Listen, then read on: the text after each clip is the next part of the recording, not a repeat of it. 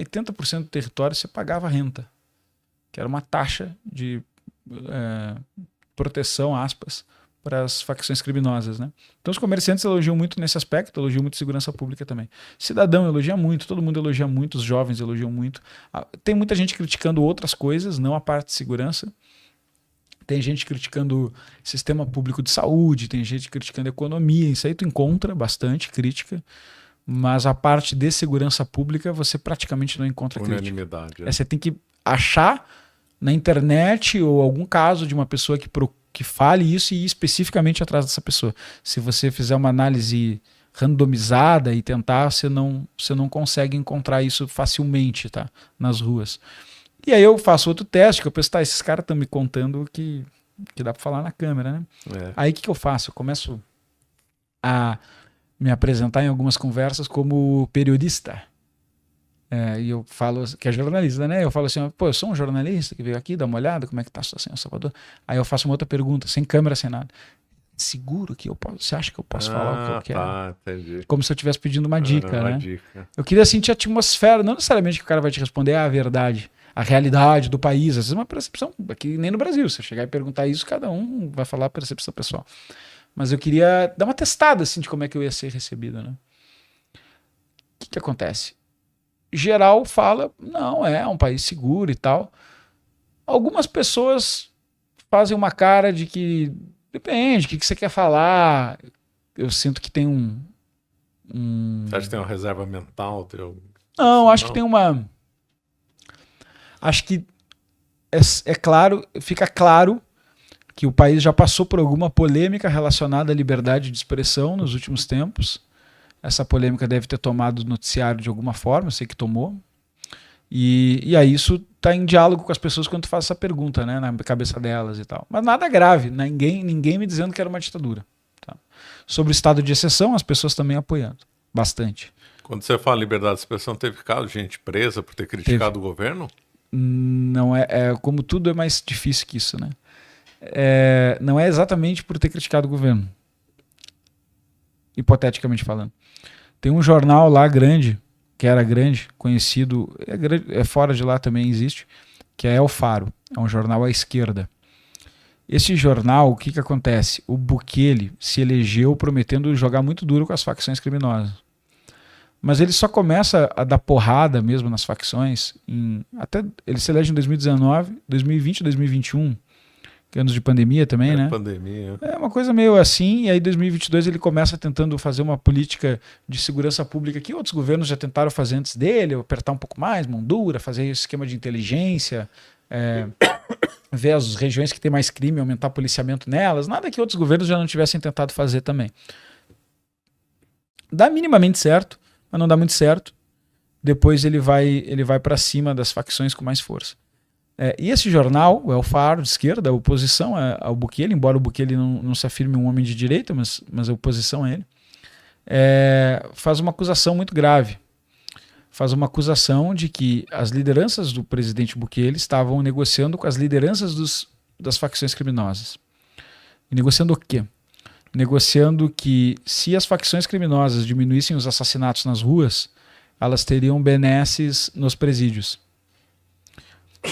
É uma notícia que atrapalha, se verdadeira, atrapalha muito o capital político do Bukele, porque ele se elegeu justamente prometendo o combate. Né? O combate. Então isso denunciaria uma outra face do governo que prejudicaria o capital político dele. Nesse momento, o governo responde da seguinte forma, fala, olha, o que acontece com o El Faro, esse jornal que está fazendo essa denúncia? Eles recebem dinheiro de facção criminosa. E por receberem dinheiro de facção criminosa, eles estão mentindo para prejudicar o governo. E vai para cima dos caras. E nisso, os jornalistas de lá se exilam. Alguns vão para Guatemala, outros vão para Espanha. Tem gente na Espanha, fiquei uma vez um sábado de manhã no telefone inteiro com uma dessas jornalistas, conversamos com eles também. E aí eu entendi um pouco esse cenário.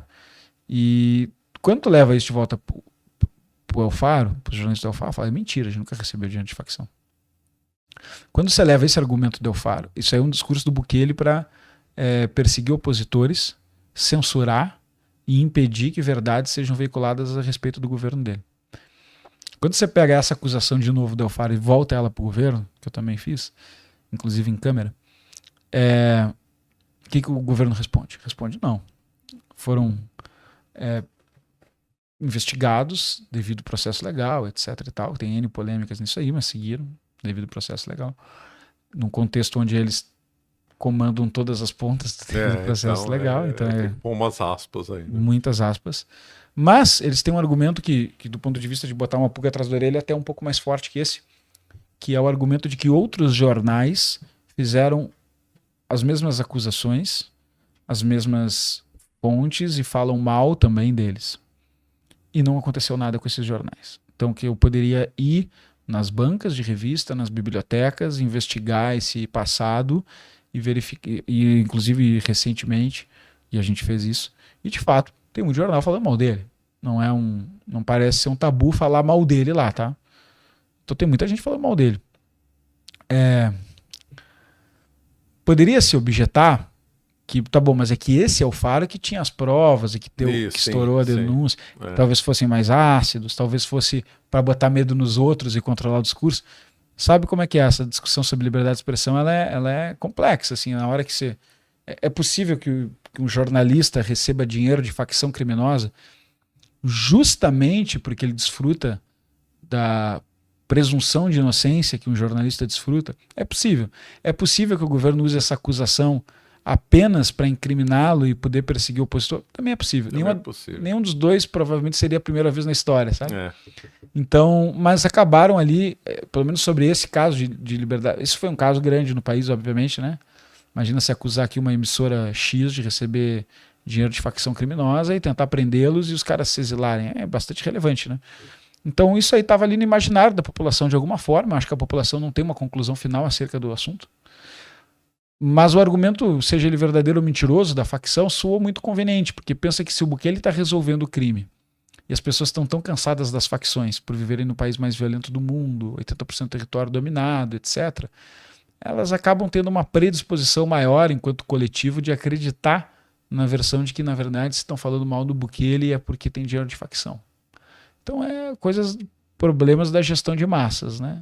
Sim. Como apurador, documentarista, repórter, chama o que quiser aí, acabou ali nessa fronteira essa história. Eu não coloco a minha mão no fogo nem pelo governo e nem pelo El Faro. Me restou ali colocar as duas perspectivas no documentário. Essa discussão está em aberto, na verdade, né? Certo. Você falou que tem muitos que estão reclamando da economia. Como é que você viu São Salvador? Uma cidade muito pobre, uma cidade em recuperação. Mostraram recentemente umas fotos do centro histórico arrumado. Como é que foi sua percepção Uma disso? cidade muito pobre que tenta uma recuperação. Eu não acho que está em recuperação. Tá. Que eles fazem, né? O Bukele, por ser marqueteiro, ele tem essa inteligência de fazer poucas coisas e boas, sabe? Em vez de tentar cuidar de tudo, faz um negócio que dá impacto. E aí divulga bastante. Então, por exemplo, eles eram tomados no centro por uma... Primeiro sobre a economia de El Salvador. 25% da economia, do PIB, é uma coisa que eles chamam de remessa. O que é remessa? São pessoas que saíram de El Salvador por não ver uma perspectiva de vida lá e foram morar nos Estados Unidos, que é ali perto, né? Foram morar nos Estados Unidos. E morando nos Estados Unidos enviam dinheiro para os seus familiares de lá. Cuba, né? Mas é um quarto do PIB, né? É muita coisa. É muita coisa, né? Um quarto do PIB ser isso, né? É muito relevante, né? É bastante. Existem 2 milhões de el-salvadorenhos morando nos Estados Unidos, que pensa que é uma população de 6 milhões agora, né? Então tem basicamente um terço da população morando fora. 25% e aí representa 25% do PIB. Então, uma população muito empobrecida, não se comparar com os rincões do Brasil, mas se comparar com as grandes cidades, bastante empobrecida, né? Tu não vê uma presença ostensiva de artefatos de luxo, de shoppings, de carrões. Não existe muito essa cena por lá. E a hotelaria? É boa, mas assim, também não tem um circuito, sei lá, Rosewood, essas coisas assim, esse circuito 5 estrelas gourmet, sabe? Não vi, deve ter 1 ou 2 e tal, mas tudo certo, assim, com a hotelaria. Classe média, um lugar classe média. Tá? Certo. Um lugar classe média. Com muita pobreza, sem ser pobreza extrema. Então imagina um lugar bastante classe média, só que com muito pobre, só que essa pobreza não é uma pobreza de barracão, de falta de saneamento básico, é uma pobreza, assim, tu vê que a pessoa é pobre, mas não é É miserável, assim. Não está numa situação insalubre de vida, tá? Aí como é que está a capital? Dentro dessa situação meio difícil, a tese primária do Bukele, do partido dele, era primeiro resolve o crime, depois a economia. Até porque um impede Impacta no outro, o claro. outro. Então, claro, alguns lugares se beneficiaram muito. Por exemplo, El Salvador aumentou o turismo muito. Com a segurança pública aumentou muito o turismo. Outra coisa que ele fez que ajudou um pouco a economia foi a questão dos bitcoins. Ele transformou El Salvador numa espécie de nação bitcoin para chamar atenção, assim, para pegar entusiastas e tal. Então a gente foi lá nas praias do Bitcoin e tal, tu paga na rua com Bitcoin. É fácil usar Bitcoin lá. Tu transaciona no mercado com Bitcoin se quiser. Então isso é interessante. Mas isso também trouxe um certo fluxo de entusiastas de criptomoeda para dentro do país, né? Que compraram, tem umas mansões na praia que são compradas por pessoas que nem moram lá, assim, tipo, tem um magnata do Bitcoin na Polônia, e aí quando El Salvador liberou o Bitcoin, o cara comprou uma mansão em Bitcoin em El Salvador, sabe? Então tem umas coisas meio exóticas, assim, tudo insuficiente para fazer a economia de um país inteiro respirar, mas alguns pontos, assim, de prosperidade.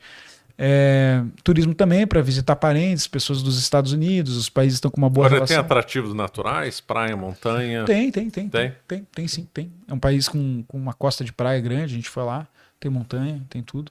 Então, é legal, clima América Central, né? Então, deve ser bem quente, né? quente, úmido.